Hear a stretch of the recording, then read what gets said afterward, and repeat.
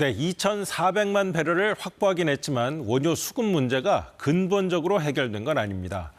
호르무즈 해협을 통과해서 오는 원유는 이번 주에 사실상 끊깁니다. 정부가 자원안보 위기 경보를 관심에서 주의로 올리고 차량 오부제 등을 검토하고 있습니다. 보도에 송락규 기자입니다. 호르무즈 해협은 사실상 봉쇄됐고 해협을 거쳐 국내로 들어오는 유조선은 모레가 마지막입니다. 중동 전체로 봐도 유조선 도착 일정은 다음 주 이후 소강 상태로 접어듭니다. 아랍에미리트에서 확보한 2,400만 배럴의 원유 역시 어떻게 가져올지 고민해야 합니다.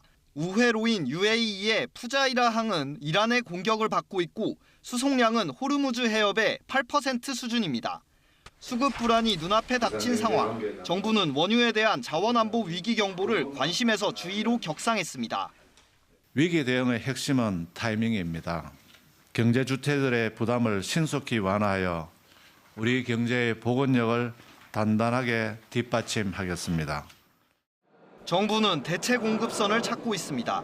우선 산유국이나 외국 석유 회사가 우리나라에 저장해둔 원유를 구매하는 방안을 추진하기로 했습니다. 비축유 방출 규모와 시기도 저울질하고 있습니다.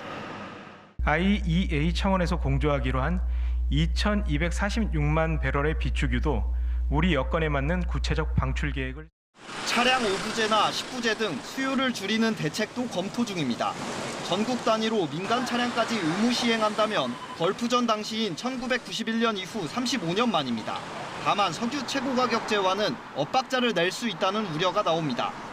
가격을 낮추다 보니 더 써도 된다라는 잘못된 신호를 준 상황이라서 시행한다 하더라도 실효성이 좀 떨어질 수 있고요. 정부는 이 밖에 석유 제품 수출 통제, 원자력 발전소 가동 확대 등 석유 소비를 줄이기 위한 비상카드도 검토하고 있습니다. KBS 뉴스 송락구입니다.